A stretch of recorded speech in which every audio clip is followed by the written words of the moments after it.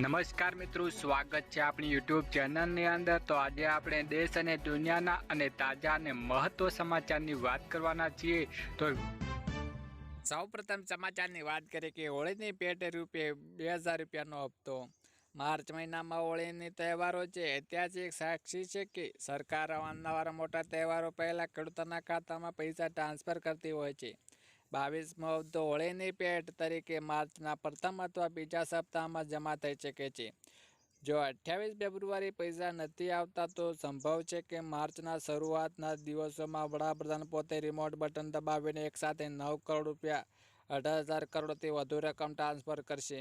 ખેડૂતોએ આ સમયગાળા દરમિયાન ખાસ ધ્યાન રાખવું જોઈએ કે તેનું સ્ટેટસ એક્ટિવ છે તો નહીં। જો તમારા ખાતામાં અગાઉ હપ્તા આવ્યા છે પણ આ વખતે વિલંબ થઈ રહ્યા છે તો પીએમ કિસાન પોર્ટલ પર જઈને નાવ યોર સ્ટડી વિકલ્પ પસંદ તમારો કરવો પડશે। વધુ આગળ વાત કરીએ કે પેટ્રોલમાં 12 રૂપિયાનો વધારો ચીંકાશે। અમેરિકા અને ઇઝરાયેલના હુમલાના ઈરાનમાં સુપ્રીમ લીડર આયતોલ્લા અલી ખામેનેઈના મોત બાદ વૈશ્વિક બજારનું તેલનું સંકટ ઘેરાયું છે। યુદ્ધનું લાંબુ ચાલે અને ડોમ્યુસ્ટિક તેલનો માર્ગ બંધ થાય તો આંતરરાષ્ટ્રીય બજારમાં ક્રૂડ ઓઇલ $100 થી $120 પ્રતિ બેરલ સુધી પહોંચી શકે છે। ભારત તેની જરૂરિયાતનું 90% તેલ આયાત કરતું હોવાથી દેશના પેટ્રોલ ડીઝલના ભાવમાં 10 થી 12 રૂપિયા તોતિંગ વધારો ચીંકાઈ શકે છે। વધુ આગળ વાત કરીએ કે પીએમ મોદીએ આપી મોટી ભેટ। તમિલનાડુ વિધાનસભા ચૂંટણી પહેલા પ્રધાનમંત્રી મોદીએ મદુરાઈ મુલાકાતે પહોંચી રહ્યા છે। અહીં તેમણે 44,000 કરોડથી વધુની ઇન્ફ્રાસ્ટ્રક્ચર પ્રોજેક્ટનું ઉદ્ઘાટન કર્યું છે। આ સાથે તેમણે અનિયમિત 8 અમૃત ભારત રેલવે સ્ટેશન અને 3 નવા આકાશવાણી FM રિલે ટ્રાન્સમીટર પણ આપી રહ્યા છે। પીએમ મોદીએ જણાવ્યું હતું કે વિકસિત ભારતના લક્ષ્યને પ્રાપ્ત કરવા માટે તમિલનાડુનો વિકાસ અત્યંત નિર્ણાયક ભૂમિકા ભજવશે। સૌથી અગત્યની વાત કરીએ કે કરોડો લોકો વોટ્સએપ એકાઉન્ટ બંધ। ભારતના આરટીસીએમ બેન્કિંગના નવા નિયમો લાગુ થતાં કરોડો વોટ્સએપ એકાઉન્ટ બંધ થઈ જશે। 28 ફેબ્રુઆરીની ડેડલાઇન પૂર્ણ થતાં હવે એકથી વધુ સ્માર્ટફોન લીક ડિવાઇસ દ્વારા ચાલતા એકાઉન્ટ કામ નહીં કરે। આ નિયમ ટેલિગ્રામ અને સિગ્નલ જેવી એપ પર લાગુ પડશે। ભારતના 85.3 કરોડ યુઝ પર આની મોટી અસર પડશે। સુરક્ષાના કારણોસર સરકારે મલ્ટી ડિવાઇસ લોગિંગ પર આ પ્રતિબંધ મૂકવાનો નિર્ણય લીધો છે। વધુ આગળ વાત કરીએ કે ભારતના યુદ્ધની અસર શું થશે। ઈરાન અને ઇઝરાયેલના હુમલા બાદ ભારતે તેલની સંકટનો સામનો કરી શકે છે। ભારત ઇઝરાયેલ તેલનો વિકલ્પ શોધી શકે છે પરંતુ હોર્મુઝ સ્ટ્રેટને બદલી શકાશે નહીં। હોર્મુઝ સ્ટ્રેટને તેલની જીવનરેખા માનવામાં આવે છે। વિશ્વમાં 20% ક્રૂડ ઓઇલના સ્ટ્રેટમાં પસાર થાય છે। ભારતની કુલ તેલ આયાત 50% આ સમુદ્ર દ્વારા થાય છે। સાઉદી અરેબિયા, ઇરાક, સંયુક્ત અરબ અમીરાત, કુવૈત અને કતાર જેવા દેશોનું તેલ હોર્મુઝ સ્ટ્રેટ દ્વારા ભારત, ચીન, જાપાન, દક્ષિણ કોરિયા જેવા એશિયાના દેશોમાં જાય છે। વધુ આગળ વાત કરીએ કે વિશ્વ યુદ્ધના એંધાણ નવા જૂની। ઈરાન અને વચ્ચે ભીષણ યુદ્ધ ચાલી રહ્યું છે। ઈરાનનો બદલો લેવા માટે ઇઝરાયેલ પર હુમલો કર્યો છે। ઈરાને ઇઝરાયેલ પર 70 બેલિસ્ટિક મિસાઇલ છોડી છે। ઈરાન તરફથી મિસાઇલો ઝીંકવામાં આવી રહી છે। ઈરાને એક સાથે 70થી વધુ મિસાઇલો ઝીંકી ઇઝરાયેલના અફરાતફરી માહોલ સર્જાયો છે।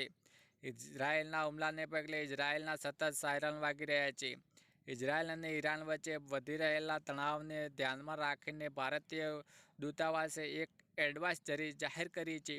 દૂતાવાસે જાહેર કર્યું હતું કે પ્રદેશની વર્તમાન પરિસ્થિતિ ધ્યાનમાં રાખીને ઇઝરાયેલમાં રહેતા તમામ ભારતીય નાગરિકોને સાવચેતી રાખવા અને હંમેશા સતર્ક રહેવાની સલાહ આપી રહ્યા છે। વધુ આગળ વાત કરીએ કે ગેસ સિલિન્ડરના નવા ભાવ। એલપીજી, સીએનજી અને પીએનજીના ભાવમાં ફેરફાર। દર મહિનાની 1લી તારીખે તેલ કંપનીઓએ રાંધણ ગેસ એલપીજીના ભાવની સમીક્ષા કરી છે। કોમર્શિયલ સિલિન્ડરની છેલ્લા કેટલીક મહિનાથી ટ્રેન્ડ મુજબ 19 કિલો કોમર્શિયલના ગેસ સિલિન્ડરના ભાવમાં કોઈ ફેરફાર થવાની પૂરી સંભાવના છે। ફેબ્રુઆરીના ભાવમાં આશરે 49 રૂપિયાનો વધારો થયો હતો જેની અસર હોટલ અને રેસ્ટોરન્ટ પર ખાણીપીણી પર પડી શકે છે। ઘરગથ્થુની ગેસ જોકે ઘરગથ્થુના ગેસના ભાવમાં લાંબા સમય સુધી પરંતુ આંતરરાષ્ટ્રીય બજારની સમિતિ જોતા સામાન્ય જનતાને રાહત મળે છે। ભાવ વધે તે જોવાનું રહેશે। સીએનજી અને પીએનજી ઉપરાંત સીએનજી અને પીએનજીના દરોમાં પણ સુધારો કરવામાં આવી રહ્યો છે, જેને વાહન ચાલકોને પાઇપલાઇન ગેસ વાપરતા ગૃહિણીઓને ખિસ્સાઓ પર અસર પડી શકે છે. સૌથી અગત્યની વાત કરીએ કે માર્ચ મહિનામાં બેંકની રજાઓની યાદી. માર્ચ મહિનામાં 18 દિવસો બેંકો બંધ રહેશે અને આરબીઆઈ કેલેન્ડર મુજબ માર્ચ મહિનામાં વિવિધ રાજ્યોમાં બેંકો કુલ 18 દિવસો બંધ રહેશે. આમાં 5 રવિવાર આવે છે અને બીજો અને ચોથો શનિવાર 11 વધારાની રજાઓ સમાવેશ થાય છે. તેની બેંકની મુલાકાત લેતા જ રજાઓની યાદી તપાસો. જો તમે સમયસર ઓનલાઈન બેન્કિંગમાં એટીએમ સેવાઓ ઉપલબ્ધ રહેશે. માર્ચ મહિનામાં શેરબજાર 12 દિવસ બંધ રહેશે, જેમાં હોળી, રામનવમી અને મહાવીર જયંતિ રજાઓ રહેલી છે. વધુ આગળ વાત કરીએ કે મહિલાઓને 2 લાખ મળશે, પ્રક્રિયા શરૂ. બિહારમાં મુખ્યમંત્રી રોજગાર યોજના હેઠળ નીતિન કુમાર સરકારે મહિલાઓને વ્યવસાય શરૂ કરવા માટે 2 લાખ સુધી પ્રક્રિયા શરૂ કરી દીધી છે. તબક્કામાં 1.56 લાખ મહિલાઓને 10,000 રૂપિયા દર કેને આપવામાં આવી રહ્યા છે. હવે મહિલાઓ દ્વારા શરૂ કરાયેલા વ્યવસાયોનું મૂલ્યાંકન કરવામાં આવશે અને તેમની જરૂરિયાતો આધારે 2 લાખ સુધીની સહાય પણ પૂરી પાડવામાં આવશે. મુખ્યમંત્રી નીતિન કુમારે એક્સ પર માહિતી આપી છે. સૌથી અગત્યની વાત કરીએ કે રેશન કાર્ડ ધારકોને અનાજ મળવાનું બંધ. રેશન કાર્ડ ખોવાઈ જવાથી કિસ્સામાં હવે ચિંતા કરવાની જરૂર નથી. સરકાર દ્વારા ડુપ્લિકેટ રેશન કાર્ડ મેળવી શકવાની પ્રક્રિયા ખૂબ જ સરળ થઈ ગઈ છે. અરજદારોને હવે ઓનલાઈન અથવા ઓફલાઈન અને એમ બંને માધ્યમથી તમે અરજી કરી શકો છો. સૌથી પહેલાં નજીકની પોલીસ સ્ટેશનમાં તમે એફઆઈઆર નોંધાવી અને ફરજિયાત છે. ત્યારબાદ રાજ્યના ખાદ્ય અને પુરવઠા વિભાગની વેબસાઇટ પર જઈને તમે જિલ્લા કચેરી ફોર્મ પર ડુપ્લિકેટ કાર્ડ મેળવી શકો છો. વધુ આગળ વાત કરીએ કે દીકરીઓને 1,10,000 રૂપિયાની સહાય. વર્ષ 2019થી ગુજરાતમાં વહાલી દીકરી યોજનાઓ શરૂ કરવામાં આવી રહી છે. વહાલી દીકરી યોજના અંતર્ગત ઓગસ્ટ 2019 પછી પ્રથમ 3 સંતાન પૈકી તમામ દીકરીઓને આ યોજનાને લાભ લઈ શકે છે. આ ઉપરાંત લાભાર્થી દીકરીના માતા પિતા વાર્ષિક આવક 2 લાખ રૂપિયા કે તેનો ઓછી હોય તે નાગરિકોને આ યોજનાનો લાભ મેળવી શકે છે. ગુજરાત રાજ્યના પાત્રતા ધરાવતી દીકરીને 1,10,000 રૂપિયા 3 હપ્તા ચૂકવવામાં આવે છે.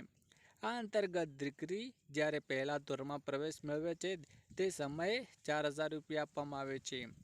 દીકરી જ્યારે 9મા ધોરણમાં પ્રવેશ ત્યારે 6,000 રૂપિયા ચૂકવવામાં આવે છે અને જ્યારે દીકરી 18 વર્ષની ઉચ્ચ શિક્ષણ તથા લગ્ન સહાય માટે 1 લાખ રૂપિયાનો ત્રીજો હપ્તો તરીકે સહાય પૂરી પાડવામાં આવે છે અને 3,000 કરોડથી વધુ સહાય રકમ મંજૂરી છે. છેલ્લે વાત કરીએ કે મહિલાઓને ઓછા વ્યાજે લોન.